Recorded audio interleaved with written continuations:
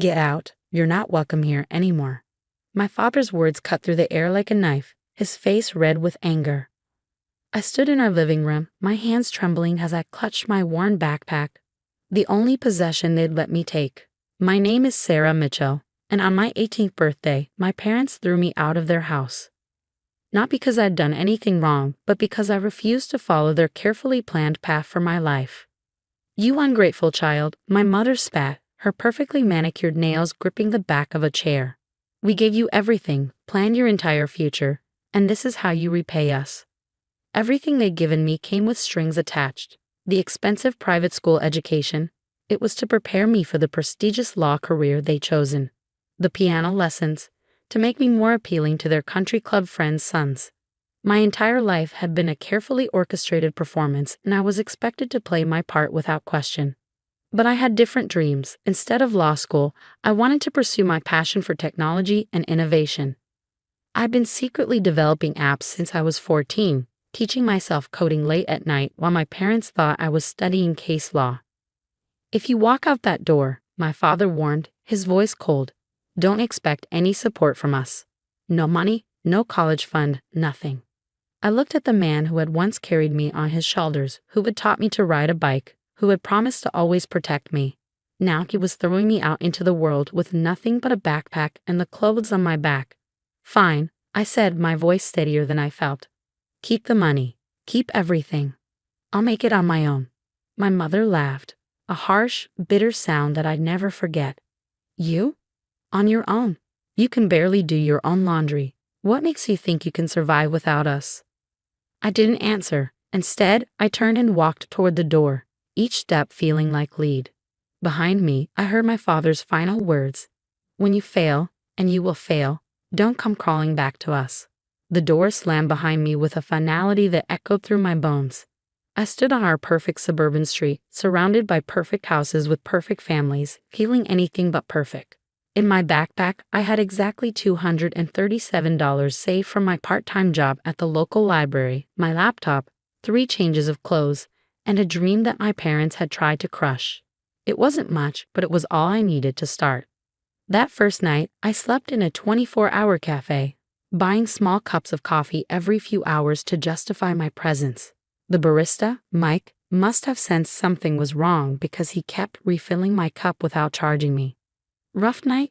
He asked during his break, sliding into the booth across from me. I nodded, not trusting myself to speak without breaking down. My laptop was open in front of me, lines of code filling the screen. My escape, my future. What are you working on? He asked, genuinely curious. For the first time that day, I felt a spark of excitement. It's an app, I explained, my voice growing stronger. It helps small businesses manage their inventory and customer relationships. Most existing solutions are too expensive or complicated for small shops. But this, I turned the screen to show him the interface I'd designed. Mike's eyes widened. This could actually help us here. Our inventory system is a nightmare. That conversation was the beginning of everything. Mike introduced me to the cafe owner, Sarah, who not only became my first client but also offered me a job in a small room above the cafe in exchange for helping her modernize her business. I worked during the day serving coffee and learning everything I could about how small businesses operated. At night, I coded, refining my app based on the real-world problems I observed. Sarah's cafe became my testing ground, and every success, every failure taught me something new. Word spread through the local business community. The vintage clothing store 2 doors down wanted my help. Then the bookshop across the street. Soon, I had a small but growing client base. 6 months after being thrown out, I registered my company, Smart Biz Solutions. The registration fee took almost all my savings, but I didn't care. This was my declaration of independence. A year passed. My app evolved based on user feedback. I hired my first employee, a college student named Jamie who was brilliant at customer support. We worked out of the cafe's back room, surrounded by the smell of coffee and the sound of customers. Then came the turning point. A local business magazine did a small feature on how my app was helping transform small businesses in the area. It wasn't much, just a half-page article with a grainy photo, but it caught the attention of a Silicon Valley investor. Marcus Chen walked into the cafe on a Tuesday morning, ordered a cappuccino, and changed my life. He wasn't what I expected a venture capitalist to look like, wearing jeans and a faded t-shirt, but his questions were sharp and precise. Your app solves a real problem, he said after an hour of discussion, but you're thinking too small. This could help millions of small businesses worldwide. He offered to invest $500,000 for a 10% stake in my company. It was more money than I'd ever seen, but I didn't accept immediately. Instead, I negotiated, something my parents would never have believed I could do. 5%, I countered, and I want access to your network of mentors. Marcus smiled, a glimmer of respect in his eyes. 7% mentorship, and I'll help you set up proper offices. We shook hands over coffee cups, and SmartBiz Solutions entered its next phase. Real offices, a growing team, and a product that was finally ready to scale. The next 3 years were a blur of growth, challenges, and learning. Every mistake taught me something. Every success pushed me to aim higher. My team grew from just Jamie to 50 people, then 100. We expanded internationally, translating our app into 12 languages. I never forgot where I came from. The cafe remained our unofficial meeting spot, and I made sure Sarah always had the latest version of our software for free. Mike became our head of customer experience. His understanding of small business needs proved invaluable. By my 23rd birthday, SmartBiz Solutions was valued at $15 million. We had offices in 3 countries and over 500 employees. The small app I'd started coding in my bedroom had evolved into a comprehensive platform used by thousands of businesses worldwide. But success brought unexpected challenges. As our company gained recognition, I knew it was only a matter of time before my parents discovered what I'd built. I wasn't sure if I was ready to face them, but life has a way of forcing confrontations when you least expect them. The call came on an ordinary Tuesday afternoon. I was in my office, reviewing plans for our new ad-powered feature, when my assistant buzzed in. Ms. Mitchell, there's a Mr. and Mrs. Mitchell here to see you. They say they're your parents. I felt my heart stop for a moment. 5 years had passed since that night they threw me out. 5 years of building, growing, and proving them wrong. Now they were here, probably having seen our recent feature in Business Weekly. Should I send them away? My assistant asked, concern evident in her voice. I took a deep breath, straightening my shoulders. No, I replied. Send them in. As I waited for the door to open, I glanced at the wall of photos behind my desk.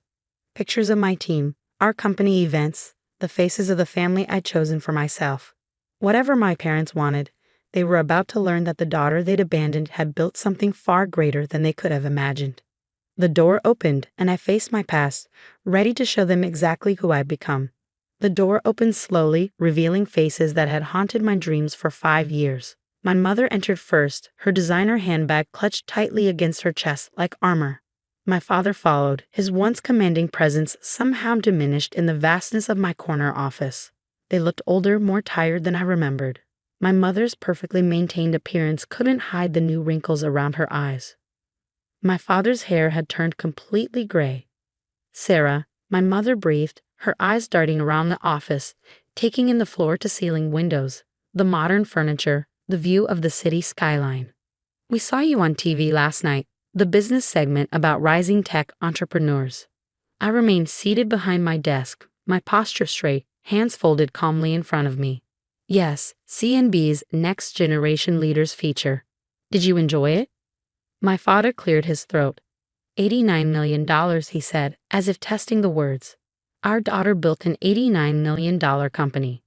Your daughter? I raised an eyebrow. I stopped being your daughter the night you threw me out with nothing but a backpack. My mother stepped forward, her eyes glistening. We were wrong, Sarah. We see that now.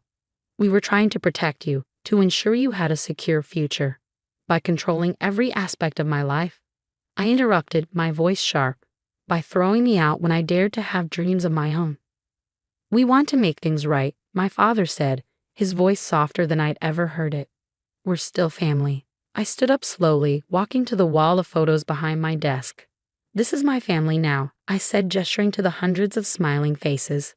These people believed in me when you didn't. They supported me when you abandoned me. My mother gasped softly as she looked at the photos. All these people work for you, she whispered. After a few months when you didn't come back, we tried to find you. Not hard enough. I said, remembering countless nights wondering if they missed me at all. I was working at Sarah's cafe the whole time, just 20 minutes from our house. You never came. We were wrong, my father admitted, his voice breaking. We were so focused on the life we wanted for you, we couldn't see the amazing life you could build for yourself. I walked to the window, looking out at the city where I built my empire from nothing. Do you know what I learned after you threw me out? I learned that family isn't about blood or obligation. It's about choice. It's about standing by someone when they need you most. I turned back to face them. Every person in those photos on my wall. They chose to be part of this journey. They believe in our mission to help small businesses thrive. They work harder than any law degree could have made me work. And they do it because they believe in something bigger than themselves. Jamie stepped forward. Sarah doesn't just run this company, he said, his voice firm. She transformed it into a community. When Ben in accounting needed help with his mom's medical bills, she set up a company emergency fund. When Maria in development had her baby, Sarah created our industry-leading parental leave policy. My mother was crying openly now. We didn't know. We never imagined. No, I agreed. You never did imagine I could be more than what you planned for me. But here I am. I walked to my desk and picked up a frame. The only personal photo I kept there. It showed me with Mike and Sarah from the cafe, taken the day we launched our first official version of SmartBiz Solutions. These people, I said, showing them the photo, gave me a chance when I had nothing. They became my family when you decided I wasn't worth keeping in yours. My father reached for the frame with trembling hands. Sarah, please, give us a chance to make things right. We could be a family again. I took the photo back, replacing it carefully on my desk. I have a board meeting in 10 minutes. My team is presenting our expansion plans for Asia. We're projecting to help over 1 million small businesses by next year. Of course, my mother stood up, smoothing her dress nervously. Could we maybe have dinner sometime? Talk properly? I looked at them, really looked at them. The parents who had once seemed so powerful, so absolute in their authority, now appeared small and uncertain in my world. I have dinner with my leadership team every Thursday at Sarah's Cafe, I said finally, the place where my real journey began. If you want to understand who I am now, that's where you'll find me. They nodded, understanding the significance. As they turned to leave, my father paused at the door. We're proud of you, Sarah, he said softly, even though we have no right to be. After they left, Jamie stayed, watching me carefully. You okay? I smiled, feeling lighter than I had in years. You know what? I really am. They came here expecting to find their little girl, someone they could still control. Instead, they found me. Jamie grinned. They found a badass CEO who built an empire from nothing. No, I corrected him, gesturing to our wall of photos. We built an empire. All of us. That evening, I walked into Sarah's cafe for our regular Thursday dinner. The familiar smell of coffee and freshly baked cookies wrapped around me like a warm hug. My leadership team, my chosen family, was already there, laptops open, arguing good-naturedly about market strategies. Mike was behind the counter, still making the best cappuccino in the city. Sarah was teaching our newest intern how to properly clean the espresso machine, just like she'd once taught me. As I took my usual seat, I noticed 2 figures standing uncertainly outside the cafe's window. My parents, dressed more casually than I'd ever seen them, clearly debating whether to come in. I caught Sarah's eye, and she nodded in understanding. She went to the door and opened it wide. Welcome to Sarah's Cafe, she said warmly. Your daughter has told us so much about you. As my parents stepped into the cafe where their abandoned daughter had begun her journey to success, I realized something profound. Sometimes the family you choose becomes more real than the family you're born into. And sometimes, the best revenge isn't about proving others wrong. It's about proving yourself right. My empire wasn't built on the foundation of the prestigious law career they planned for me. It was built on coffee-fueled coding sessions, on faith when no one else believed, on the collective dreams of 1,200 people who chose to be part of something bigger than themselves. That's what my parents saw on TV, and that's what finally brought them back. Not the $89 million valuation, but the undeniable evidence that their daughter had built something remarkable. Not despite their abandonment, but because of it. As they hesitantly approached our table, I stood up to make introductions. Everyone, these are my parents. They're here to learn about our family. And in that moment, surrounded by the people who had become my true family, I knew that I had built something far more valuable than just a successful company. I had built a home where everyone belonged exactly as they were. The empire I built wasn't just about business success. It was about creating the accepting, supportive family I had always dreamed of having.